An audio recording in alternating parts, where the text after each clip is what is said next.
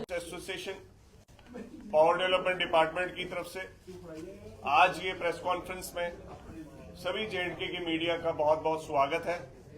जिस तरीके से आज तक आपने बखूबी हमारे मुद्दों को, जो हमेशा पब्लिक इंपॉर्टेंस के मुद्दे रहे हैं, उनको उजागर किया है।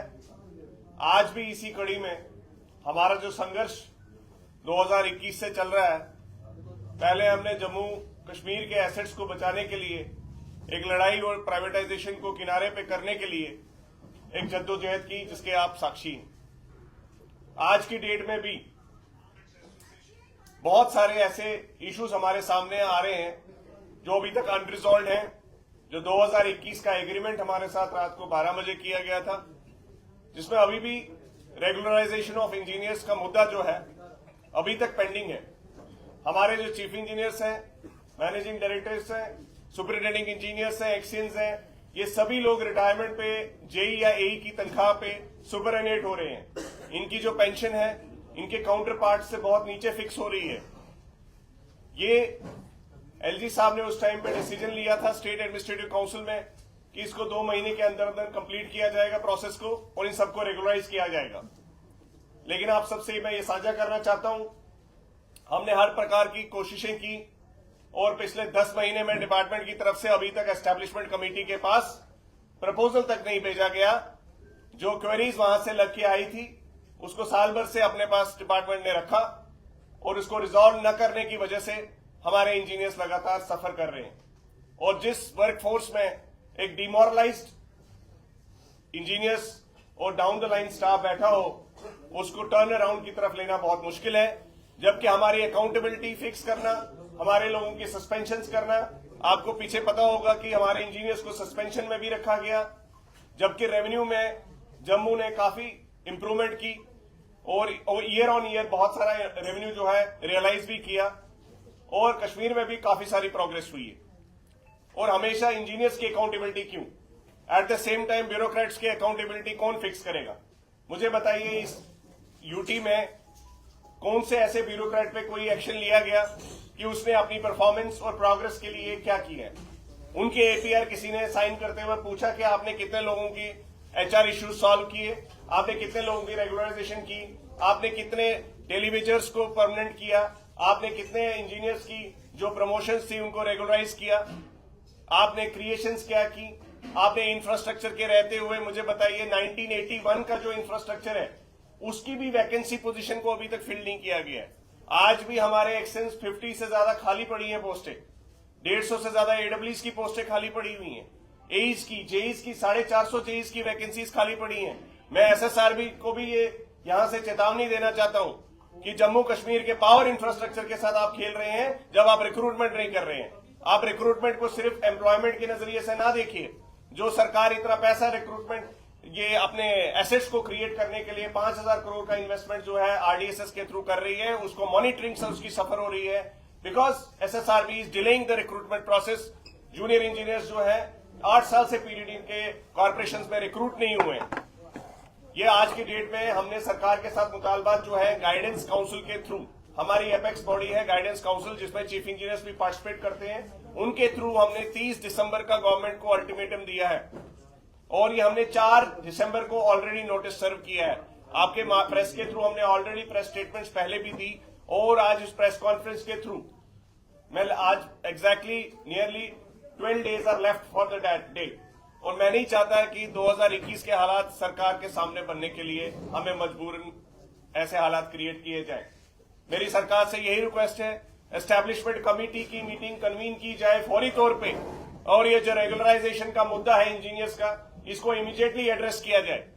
मैं ये भी बोलना चाहता हूं, साथ ही साथ हमारी चीफ इंजीनियर्स लगातार मेहनत करते हुए कल पावर डेवलपमेंट डिपार्टमेंट के 557 डेली वेजेस को रेगुलराइज करने का डिसीजन जो है चीफ इंजीनियर जेपीडीसीएल ने भी लिया।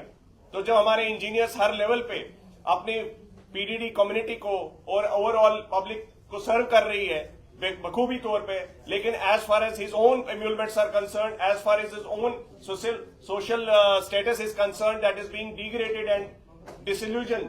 आज की डेट में हमारा इंजीनियर जो है काफी डिमोटिवेटेड फील कर रहा है, और हमारी लगातार सरकार से ये कोशिश रही है कि इस मुद्दे को एड्रेस किया जाए।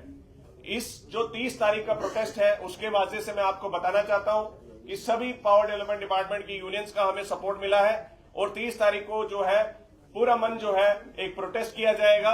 मैं सरकार से अभी भी रिक्वेस्ट करता हूं कि इसकी नौबत ना आने दे, इसकी नौबत ना आने दे। और अभी आपके पास काफी समय है और हम कुछ भी अगेंस्ट द रूल्स नहीं मांग रहे। आपने एक काम पिछले 4 साल में नहीं किया जो आपको 2 महीने में करना था। हमारी उमर अब्दुल्ला साहब से भी ये अपील है, आपने जब ये चेयर संभाली है आज उसको भी 2 महीने हो गए, आपके रहते काफी सारी प्रमोशंस के लिए आपने हरी झंडी दी, लेकिन साथ ही साथ ये रेगुलराइजेशन का मुद्दा जो है हमारे लिए नासूर सा बना हुआ है और इसको एड्रेस करने के लिए आपकी एक आवाज पे ये सारे ब्यूरोक्रेट जो है इसको एक आवाज में थ्रू करेंगे, क्योंकि ये लोगों की फैमिलीज के साथ जुड़ा हुआ मुद्दा है। और जो लोग हमारे रिटायरी लोग वो सेक्रेटेरिएट के गलियारों में जो उनको घूमना पड़ रहा है आफ्टर रिटायरमेंट, डिग्निफाइड लाइफ नहीं जीने को मिल रही है, वो सबको आप रिजॉल्व कर सकते हैं। हमारी सीएम साहब से यही अपील है कि वो इसका कॉग्निजेंस लें और इमीडिएटली डिपार्टमेंट को बोलें और जीएडी को बोलें कि एस्टैब्लिशमेंट कमेटी मीटिंग फौरी तौर पे कन्वीन हो और 30 तारीख से पहले ही इस मसले को रिजॉल्व किया जाए। सचिन जी, 30 तारीख को जो अपने स्ट्राइक की कॉल दी, क्या ये 1 डे स्ट्राइक रहने वाली है, ऐसे आप कंटिन्यू रखने वाले हैं? डेफिनेटली आपने बिल्कुल वाज़ेह सवाल पूछा है।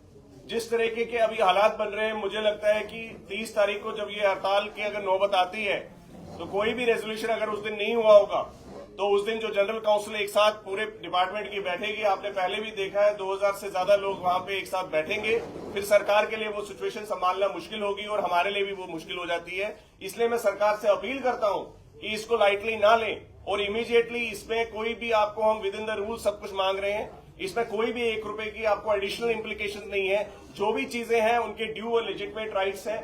देखिए हमारे जो ऑर्गेनाइजेशन है इसमें आपको पता है जूनियर इंजीनियर से लेकर चीफ इंजीनियर सभी होंगे और सभी एक दिन का प्रोटेस्ट जो है उसके लिए एक डिसीजन लिया गया है और ये वाहिद एक ऑर्गेनाइजेशन है जो इलेक्टेड रिप्रेजेंटेटिव्स के थ्रू आती है और लगातार हम पे ये जिम्मेवारी आई है क्योंकि हमने लगातार लोगों का मैंडेट से यहाँ पे आपके सामने प्रेजेंट है। इसलिए गवर्नमेंट से अपील, हमारा जो ये मेजर प्रोटेस्ट है अभी इसका वेन्यू जो है फिलहाल के तौर पे गिलैंडी में होगा, जो हमारा सेंट्रल प्लेस है नरवाल में, आपको सबको पता है गिलैंडी का कॉम्प्लेक्स होगा, वहां पे हम पूरा अरेंजमेंट करने जा रहे हैं। और वहीं पे मुझे लगता है अगर कल को कोई एक्सटेंशन भी करनी पड़ी इस कॉल की, अगर जरूरत पड़ी और सरकार ने कोई वाज़ेह कदम तब तक नहीं उठाए तो हम वहीं पे धरने पे बैठेंगे और लगातार उसको एक्सटेंशन का सुनिश्चित सिचुएशन को अवॉइड नहीं करना है, सिचुएशन को गवर्नमेंट ने रिजॉल्व करने की कोशिश करनी है। अगर आपकी मांगे पूरी जाती कितने लोगों को इससे फायदा होगा? देखिए अभी जो प्रपोजल है 250 लोगों का जो प्रपोजल है, जो हमारे सीनियर्स 1986 बैच से लेकर 2001 बैच तक के लोग जो अपॉइंट हुए हैं अपनी सर्विसेज में उनको इफेक्ट मिलेगा और लगातार एक रास्ता बनेगा। 2500 इंजीनियर्स को अभी तक इन्होंने करना था, 2500 इंजीनियर्स को इन्होंने रेगुलराइज करना था जो अभी तक इन्होंने नहीं किया। अभी तो सिर्फ 250 लोगों के लिए भी हम ये कह रहे हैं कि एटलीस्ट वो कर दीजिए ताकि इस चीज को एक पॉजिटिव स्टेप माना जाएगा अगर ये चीज हो जाती है। पिछली बार भी आप प्रेस कॉन्फ्रेंस करने के सामने आए थे, तो क्या उस पर कोई आपके साथ बातचीत हुई थी, नेगोशिएशन हुई थी? देखिए सरकार ने पिछली बारी जो टाइम मांगा था हमने उनको ग्रांट किया। आज की डेट में we have come with immediate statement that 30 तारीख को प्रोटेस्ट होगा अनलेस एंड अनटिल कोई टेंजिबल रिजल्ट नहीं आता है इसका।